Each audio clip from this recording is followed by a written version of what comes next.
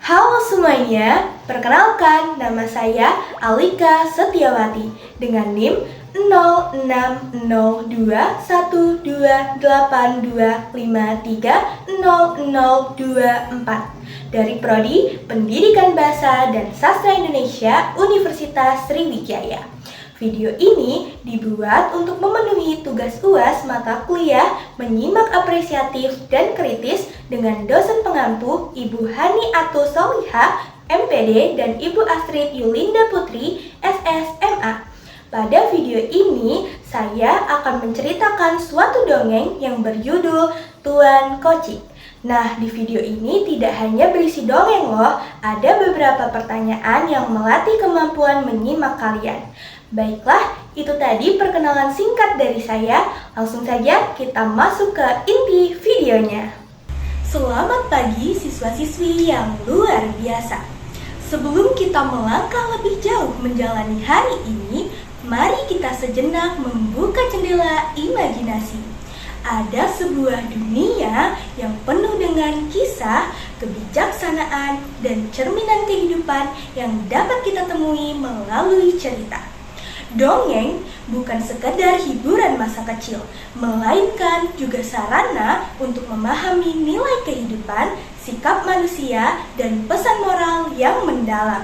Pada pertemuan kali ini, kalian akan berlatih keterampilan menyimak dengan mendengarkan sebuah dongeng. Dengarkan dengan seksama, hayati alurnya, kenali tokohnya, dan tangkap makna yang tersembunyi di balik cerita. Karena sejatinya, menyimak adalah seni memahami lebih dari sekedar mendengar. Dengan itu, mari kita mulai kegiatan hari ini. Selamat menikmati cerita yang akan kalian simak. Dahulu kala, di sebuah desa di pesisir Komering, hiduplah seorang nelayan bernama Tuan Kocik. Nama Tuan Kocik diberikan oleh warga karena ia berbadan sangat kecil. Selain bermata pencaharian sebagai petani, masyarakat di desa tersebut bermata pencaharian sebagai nelayan. Tuan Kocik adalah seorang nelayan yang taat beribadah, bekerja keras, dan sangat menyayangi keluarganya. Setiap hari, Tuan Kocik selalu pergi mencari ikan dengan jaring dan perahu kesayangannya. Pada musim kemarau, air sungai di Sungai Komering surut dan dipenuhi dengan pasir.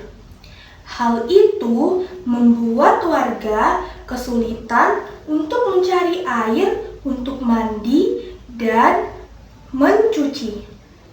Begitu juga yang dialami dengan Tuan Kocik. Tuan Kocik telah lama tidak mencari ikan di sungai. Pada suatu pagi, istri Tuan Kocik yang sedang hamil 3 bulan pun berbicara kepadanya.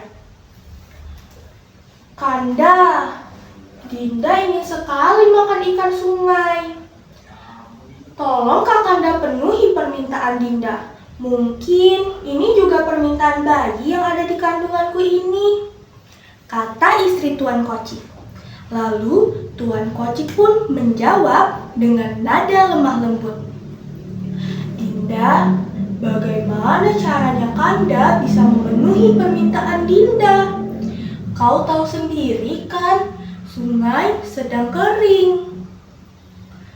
Lalu, mendengar hal tersebut, istri Tuan Kocik pun menjawab dengan memasang raut wajah memelas. "Tolonglah Kanda, Dinda sudah membayangkan betapa lezatnya ikan sungai seperti lampam, kapia, dan juga saluang. Nyam nyam nyam nyam nyam." Setelah percakapan itu, Tuan Kocik pun bingung memikirkan bagaimana ya caranya ia bisa mendapatkan ikan dengan kondisi sungai yang sedang kering kerontang. Di satu sisi lain, Tuan Kocik pun tidak tega apabila ia tidak bisa mengabulkan permintaan istrinya. Tuan Kocik berpikir keras sepanjang hari hingga menjelang sore. Tiba-tiba ia mendapatkan ilham. Tuan Kocik langsung mengambil jaring kesayangannya dan memasangnya di depan rumah. Bertepatan dengan azan maghrib berkumandang, jaring itu pun terpasang. Melihat hal tersebut, para warga pun merasa heran dan mereka mulai berbisik-bisik. Mereka menganggap Tuan Kocik mulai kehilangan akalnya karena sudah lama tidak mencari ikan. Lalu salah satu tetangga mereka pun berkata, "Aneh betul tingkah laku Tuan Kocik. Mengapa ia memasang jaring kesayangannya di depan rumah?" Kemudian tetangga lain pun menimpali kata-kata tersebut. "Iya, ada apa ya dengan Tuan Kocik? Apa dia sudah gila?" kata tetangga yang lain. Kemudian malam pun berlalu. Pagi menjelang setelah sholat subuh, Tuan Kocik tuh bergegas memeriksa jaringnya. Ketika dia melihat jaringnya, dia melihat bahwasannya jaring itu telah dipenuhi dengan ikan. Kemudian Tuan Kocik pun berteriak, "Dinda, Dinda, kemarilah, coba lihat ke sini." Istri Tuan Kocik sangat terkejut ketika melihat jaring sang suami yang telah dipenuhi dengan ikan. "Apa? Dari mana datangnya ikan-ikan itu, Kanda? Bagaimana mereka bisa tersangkut di jaringmu?" teriak istri Tuan Kocik kegirangan sekaligus heran. Ternyata teriakan istri Tuan Kocik itu terdengar oleh warga sekitar. Kemudian para warga pun berdatangan dan mereka ikut terheran-heran. "Tuan Kocik, apa yang sebenarnya terjadi? Kok bisa jaringmu tersangkut banyak ikan? Padahal kan engkau memasangnya di depan rumah." Salah satu tetangga Tuan Kocik berkata dengan nada penuh curiga. Mendengar hal tersebut, Tuan Kocik pun hanya tersenyum. Lalu ia pun berkata, "Ini adalah kuasa dari Allah, seperti yang ada dalam kitab suci. Kun fayakun." Mendengar jawaban tersebut, tetangganya pun hanya terdiam. Karena ikan yang tersangkut di jaring Tuan Kocik sangat banyak, maka Tuan Kocik pun membagikan ikan-ikan tersebut kepada para warga. Semenjak hari itu, banyak kemampuan yang tidak terduga yang dilakukan oleh Tuan Kocik. Sehingga Tuan Kocik pun mendapatkan julukan sebagai nelayan sakti. Entah dari mana ia mendapatkan kesaktian tersebut, itu masih menjadi misteri hingga saat ini. Demikianlah dongeng tentang Tuan Kocik, seorang nelayan kecil bersahaja yang membuktikan bahwa kesungguhan hati, ketulusan doa, dan kepasrahan kepada Tuhan mampu menghadirkan keajaiban dalam hidup. Kesaktian yang dimilikinya bukan berasal dari kekuatan goib semata, melainkan dari keteguhan iman, kerja keras, dan kepeduliannya kepada sesama.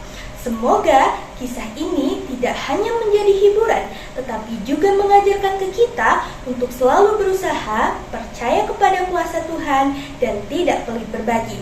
Setelah menyimak cerita tadi, mari kita lanjutkan dengan beberapa pertanyaan untuk menguji pemahaman kalian terhadap alur cerita, tokoh-tokohnya, serta pesan moral yang terkandung di dalamnya.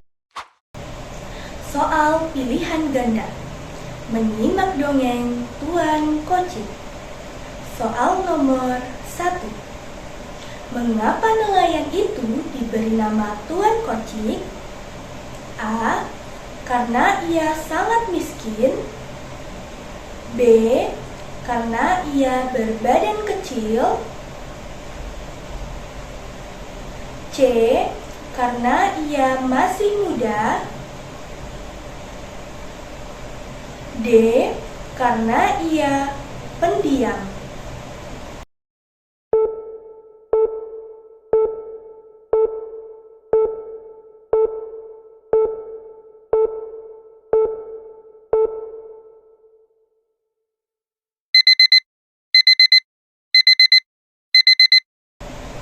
Soal nomor 2.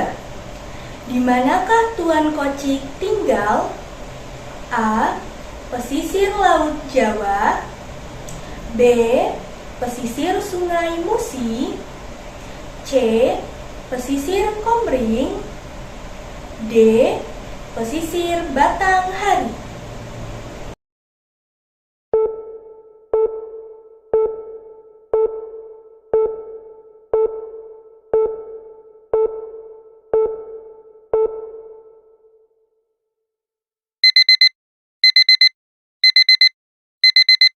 Soal nomor 3.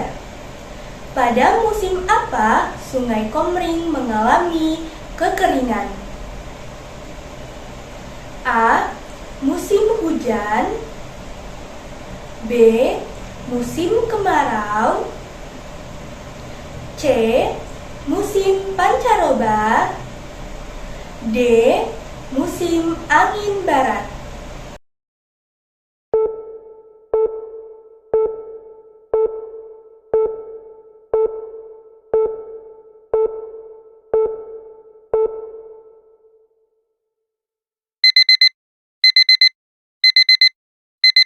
Soal nomor 4. Apa permintaan istri Tuan Kocik kepada suaminya? A. Meminta daging kambing. B. Meminta buah-buahan. C. Meminta ikan sungai. D. Meminta sayur mayur.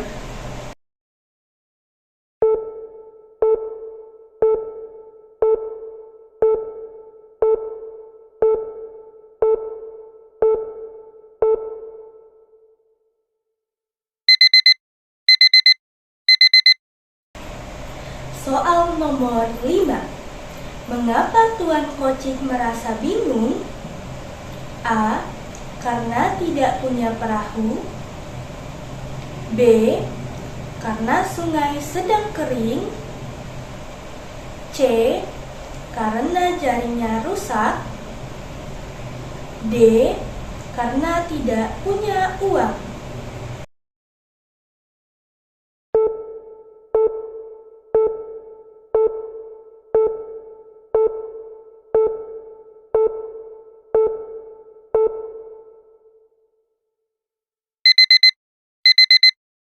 Soal nomor 6. Di mana Tuan Kocik memasang jaring ikannya? A. Di sungai. B. Di ladang. C. Di depan rumah. D. Di pasar.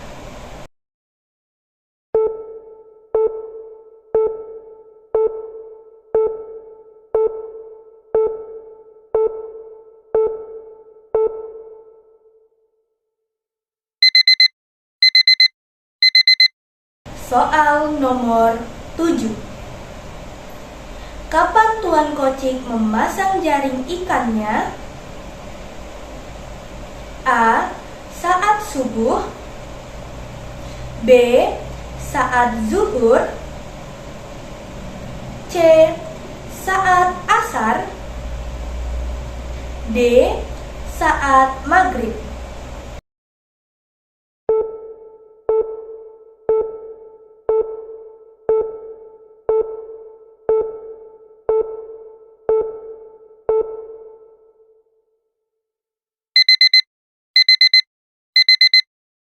Soal nomor 8. Bagaimana reaksi warga ketika melihat Tuan Kocik memasang jaring di depan rumah? A. Kagum. B. Takut. C. Heran dan mengira ia gila. D. Ikut membantu.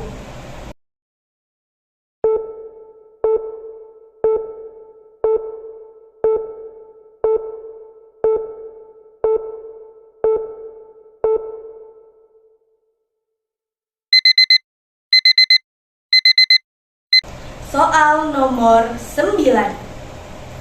Apa yang terjadi pada jaring Tuan Kocik keesokan paginya? A. Jaringnya rusak. B. Jaringnya kosong. C. Jaringnya penuh ikan. D. Jaringnya hilang.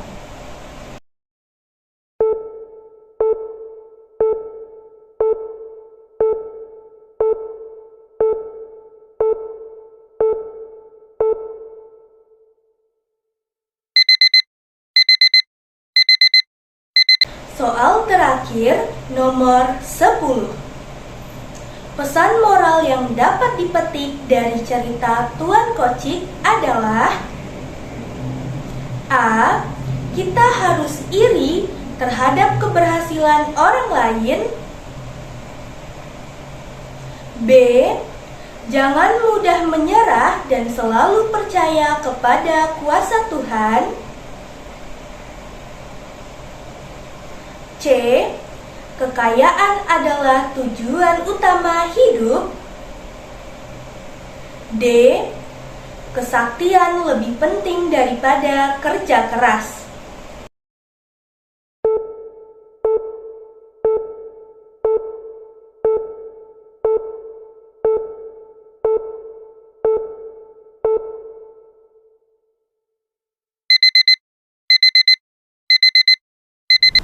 Sampai jumpa kembali dalam kisah selanjutnya. Teruslah melatih diri untuk mendengarkan dengan seksama agar setiap cerita memberikan makna bagi kalian. Karena di dalamnya akan selalu tersimpan hikmah kehidupan. Hari ini kalian telah menelusuri alur, mengenali tokoh, serta menggali pesan moral dari dongeng Tuan Kocik, nelayan kecil yang besar keteguhan imannya.